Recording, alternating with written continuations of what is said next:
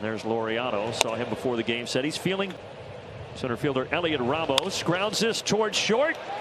On to second for one. Double play. 6-4-3. Bravo's coming up. And CJ, a guy. No ball. And Kelnick starts the game for Atlanta with a single up the middle. And Atlanta continuing to get great production from Kelnick in that leadoff spot. It's a nice job against a two-seam fastball. This is the best pitch for Logan Webb. He leaves it up a little bit and just enough for Jared Kelnick to line it right back up the middle. He gets a lot of ground balls with that pitch. Again, this is a really good ground ball pitcher. Gets himself on it. Now here's Osceola. CJ mentioned it during his fourth.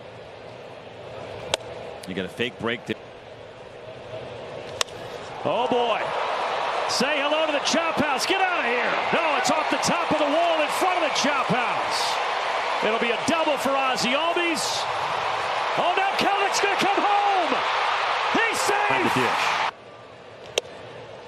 Put their head down. Of course, you're supposed to wait until that.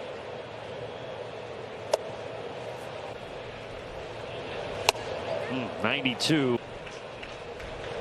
Reaching for it, Olsen slaps it out to center, and it drops in front of Ramos. Ozzie had to wait, so he will pump the brakes at third. Well, if you can. 0-2 shoe. So it is a good pitch. And stay in contention until they get healthy. Riley corks this. Conforto was playing over that way, so he will take it. It will produce a run. It's 2-0. Adam Duvall. Great game. Adam Duvall lifts this out to Conforto. Out there where the sun meets the shadows. He's got it, but the Braves get two, and we are on to inning number 2. Now Matt Chapman. So I think my top 3. 1-1. It to Pasta. Sal Fasano's your guy. It's a no-brainer. 8 in the series with an RBI double. Out to left. And Forrest Wall there. And how solid and accurate it was. You don't think Gunter Pinsky now? In all 16 starts against the Giants. So you like, though. At this point, you might as well. Well, he almost. 2-2 line. Foul. Off the bat of Yastrzemski.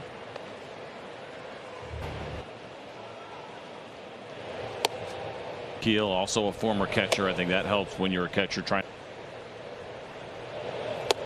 1-2 and a sweeper that Sean Murphy misses. One away.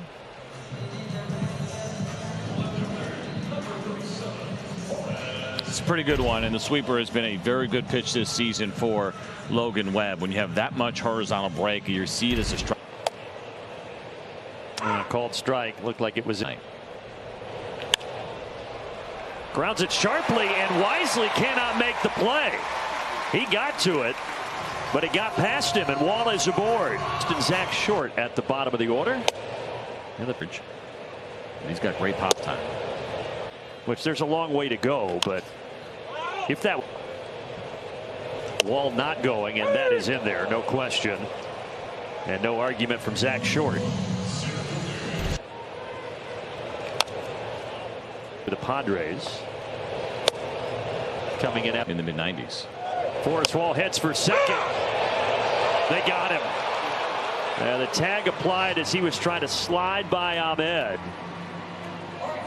Walt Weiss double checking, and they say he's out, and that will send us to the 3rd inning. Wall caught stealing.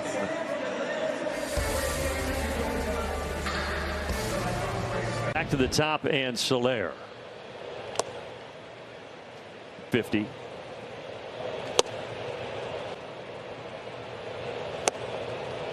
A 4th strikeout. That'll do it. The curveball gets Soler, and Johnny Morton here, sitting the ball in the air a lot more, which is really important. Obviously, single back in the 1st. He bounces this foul past Tom Goodwin. Remember, that was a two-seam fastball that he got that line drive base hit against. Don't think he'll see too many fastballs in the zone from Logan Webb, even though he's got. Or he worked with that man, Chris Sale.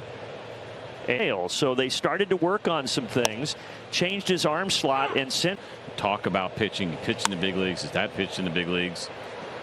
He is a guy that knows the craft well, and sometimes I find myself Googling words when I'm talking to him. He's one of those guys. He's really bright, but it's fascinating, and it's the best of both worlds, understanding the tech where the game has gone. San but also Francisco. So he's no longer with the Giants. He's now with the White Sox in an advisory role, but he certainly helped mold Logan Webb.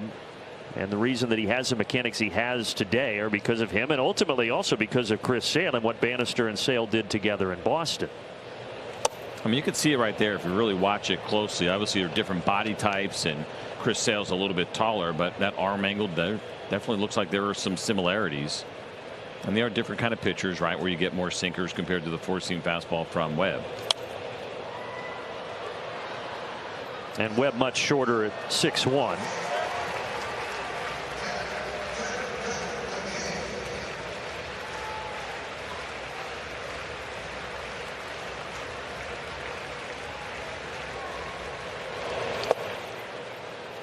Even though he's 6'1", he got pretty long arms. His stride is in the top 10% of Major League Baseball as far as extension goes. So he has that also as far as his mechanics are concerned.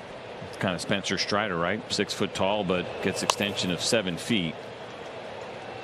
And it's always been fascinating now to me that we can measure it. I've always talked about it and thinking about what can you do. Get out there a little bit more would be the conversations before you could actually measure what is happening. But 7.3 feet. He's been up to 7.6 tonight.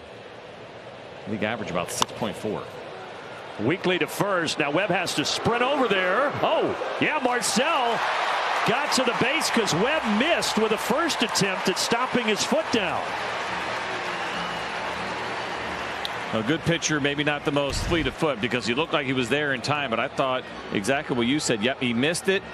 And then they may challenge this because he may have gotten that right foot back down the second time in front of Marcel. Let's see. Close. They are going to take a peek. San Francisco is challenged and safe call at first base. I don't like that look there. Only because it looks like it's going to go in the favor of the Giants. Yeah. I do think he got him by less than a half a step. Just barely.